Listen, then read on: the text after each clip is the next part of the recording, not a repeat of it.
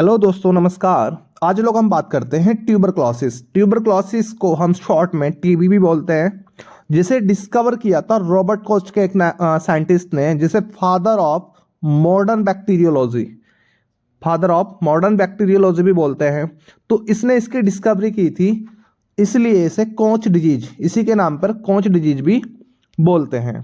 तो tuberculosis second most infection disease है जिसका डेथ रेशो इंडिया में सबसे ज़्यादा है।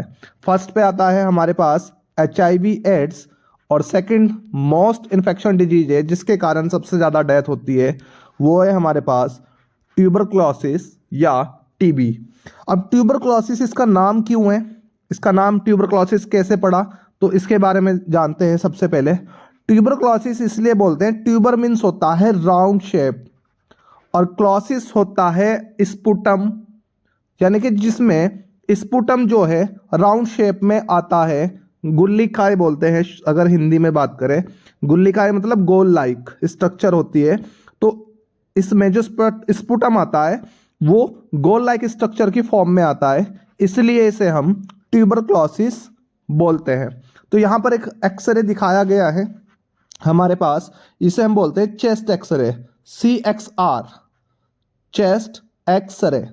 तो ये हमारे पास जो व्यू है ये है पोस्टीरियो एंटीरियर व्यू, यानी कि हमने जो एक्सरे लिया है वो पीछे की साइड से लिया है, उसे बोलते हैं पोस्टीरियो एंटीरियर व्यू। अगर हम आगे से लेते हैं तो उसे बोलते हैं एंटीरियो पोस्टीरियर व्यू। तो हमारे पास दो व्यू होते हैं, PA व्यू और AP व्यू। तो हमारे पास जो ये व्यू है CXR का, वो है पोस्टीरियो एंटीरियर व्यू। तो यहाँ पर हमारे पास ये क्लेविकल बोन क्लियरली मेंशन है, क्लेविकल बोन है जिसे हम कॉलर बोन भी बोलते हैं। यहाँ पर इसमें लंग्स में नोच दिखाई हुई है, लंग्स की नोच है, और यहाँ पर हार्ट की शेप का गैप है। तो यहाँ पर जो वाइट स्पॉट आए हुए हैं, वाइट स्पॉट है, ये एक बैक्टीरिया की कारण होता है जिसे मायोबैक्टीरियम ट्यूबरक्लोसिस बोलते हैं। इसी बैक्टीरिया की वजह से इसमें टीबी दिखाई गई है, और ये एरो से भी दिखाया हुआ है। तो सबसे पहले हम इसके इंट्रोडक्शन के बारे में बात करते हैं, इसका इंट्रोडक्शन क्या होता है। तो इंट्रोडक्शन में ट्यूबरक्लोसिस क्या होता है, एक सबसे मोस्ट प्रीविलेंट इन्फेक्शन है ह्यूमन बीइंग में, यानी कि सबसे ज़्यादा इन्फेक्शन होने वाली बीमारी है जो पूरे वर्ल्ड में सबसे ज़्यादा डेथ का कारण है। वर्ल्ड में सबसे ज़्यादा डेथ का कारण है टीबी। सेकेंड मोस्ट क्या है, यह है किसके द्वारा फैलती है, इनहेलिंग, यानी कि हम सांस जब अंदर लेते हैं तो जो एक इन्फेक्टेड पर्सन होता है जिसे टीबी हुई हो, तो वो ड्रॉपलेट्स की फॉर्म में, यानी कि जब बोलता है तो कुछ ड्रॉप्स की फॉर्म में एयर में अपनी ड्रॉप्स छोड़ता है जिसमें बैक्टीरिया होते हैं। वे बैक्टीरिया किसी दूसरे के द्वारा जो उसके आसपास होता है सांस के द्वारा अंदर लिए जाते हैं। तो इसके कारण क्या होता है, टीबी का जो इन्फेक्शन है वो फैलता है। तो ये किससे फैलता है, खांसने से, छींकने से, या सलाइवा की छोटी छोटी बूंदें, यानी कि अगर हम खाना खा रहे हैं एक साथ तो उसमें सलाइवा लग जाती है, तो ये उसके द्वारा भी फैल जाता है। टीबी में जो मोस्ट इंपॉर्टेंट है वो हमारे पास होती है पल्मोनरी टीबी। तो पल्मोनरी टीबी जो होती है उसे हम बोलते हैं लंग्स की टीबी, लंग्स यानी कि फेफड़ों की टीबी होती है। दूसरा हमारे पास ग्रेनुलोमेटस टीबी भी होती है, किडनी की टीबी भी होती है, बोन की टीबी भी होती है, लेकिन जो सबसे मोस्ट डेंजरस है, जो इन्फेक्टेड होती है, जो सबसे ज़्यादा इन्फेक्शन फैलाती है, वो होती है लंग्स की टीबी।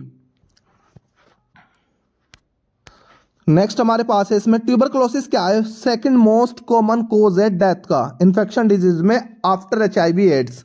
यानी ये मैंने आपको इंट्रोडक्शन में बता ही दिया था कि HIV एड्स के बाद सबसे ज़्यादा जो डेथ होती है उसका कारण है टीबी। नेक्स्ट हमारे पास है डेफिनेशन।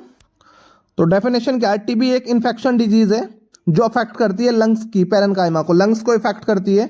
जो मोस्ट कॉमन कोज है इसका मायोबैक्टीरियम ट्यूबरक्लोसिस नाम का एक बैक्टीरिया होता है जिसे डिस्कवर किया था रॉबर्ट कोच ने।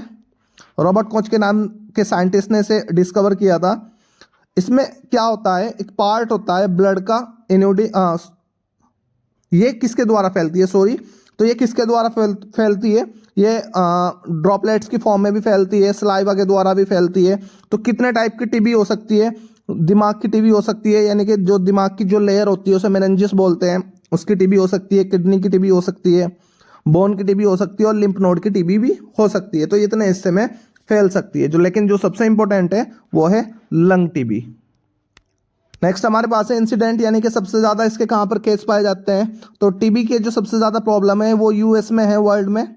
ये यूएस का डाटा है। इंडिया भी इसका सबसे वर्ल्ड में जो सबसे ज़्यादा जो बर्डन है, यानी कि जो सबसे ज़्यादा प्रभावित देश है वो इंडिया है। 0.37 मिलियन पीपल इसमें क्या होते हैं, हर साल टीबी के कारण मरते हैं। यानी कि हर साल 0.37 मिलियन लोग डेथ हो जाती है।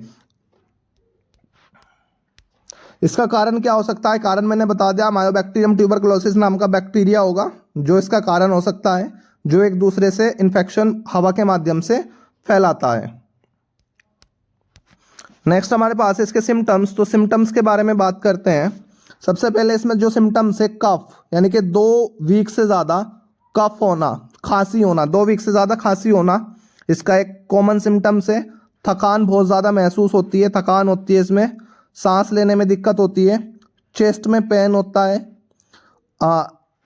जर्नलाइज एक होता है, यानी कि किसी जगह पर क्या होते हैं, दर्द हो जाता है, वेट लॉस होता है, भूख की कमी होती है, रात में पसीने आते हैं और लगातार लो ग्रेड यानी कि हल्का हल्का सा फीवर रहता है।